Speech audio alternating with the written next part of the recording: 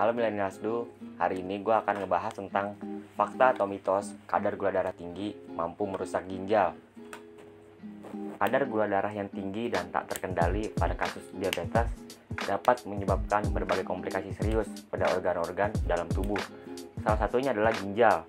Kerusakan ginjal akibat gula darah tinggi dalam medis disebut nefropati diabetik. Penyakit ini adalah gangguan ginjal progresif yang umumnya terjadi pada pengidap diabetes. Jika tak ditangani dengan tepat, nefropati diabetik bisa menyebabkan kerusakan ginjal parah yang ada akhirnya meningkatkan risiko kematian. Lalu bagaimana gula darah tinggi bisa menyebabkan nefropati diabetik? Begini, setiap ginjal memiliki sekitar 1 juta nefron, yaitu struktur kecil yang menyaring sisa kotoran dari darah. Nah, diabetes dapat menyebabkan nefron menebal dan menimbulkan bekas luka. Akibatnya, kemampuan nefron untuk menyaring sisa kotoran dan mengeluarkan cairan dari tubuh pun menurun. Hal ini mengakibatkan bocornya sejenis protein bernama albumin dalam urin, yang merupakan salah satu gejala dari nefropati diabetik. Lebih lanjut, perkembangan penyakit ini biasanya bergantung pada banyaknya faktor. Dalam beberapa kasus, nefropati diabetik dapat menyebabkan kerusakan mata dan penyakit jantung. Dalam kasus ketika penyakit ini telah berkembang menjadi penyakit ginjal stadium akhir, maka dapat menyebabkan kematian.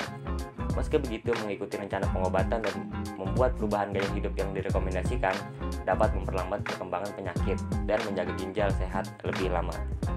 Gejala awal biasanya banyak orang yang tidak menyadarinya. Tahap awal kerusakan ginjal sering tidak menimbulkan gejala yang jelas.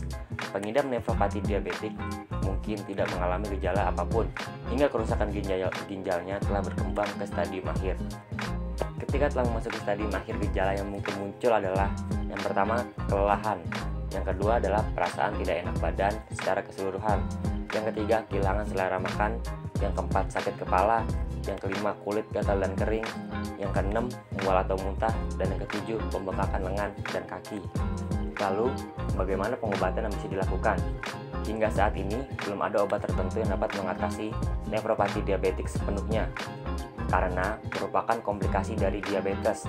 Mengatasi penyakit ini bisa dilakukan dengan menjaga kadar gula darah tetap normal, agar perkembangan penyakit bisa ditunda atau dihentikan. Mengecek gula dan tekanan darah secara teratur menggunakan dosis insulin yang tepat dan menggunakan obat seperti yang diarahkan oleh dokter dapat menjaga kadar gula darah dalam kisaran normal. Dokter mungkin meresepkan inhibitor ACE atau obat tekanan darah lainnya untuk menjaga tingkat tekanan darah tinggi tetap normal.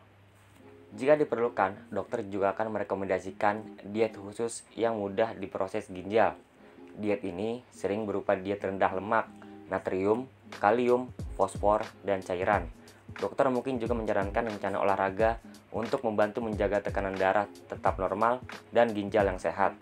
Jika kerusakan ginjal sudah memasuki stadium akhir, pengidap mungkin akan membutuhkan dialisis atau transplantasi ginjal. Dialisis adalah prosedur menggunakan mesin khusus untuk menyaring sisa kotoran dari darah. Banyak orang yang memerlukan perawatan dialisis 3 kali seminggu selama 4 jam sehari. Pengidap mungkin memerlukan perawatan kurang atau lebih dari jadwal tersebut.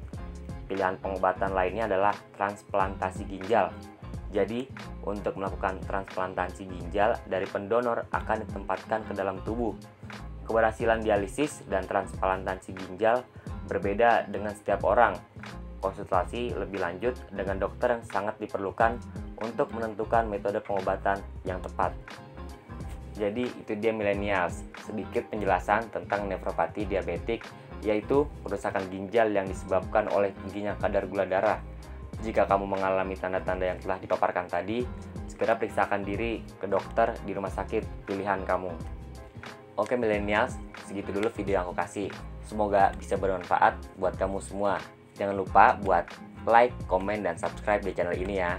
Don't forget Millennials, jadilah Millennials yang cerdas, open your mind and see the world.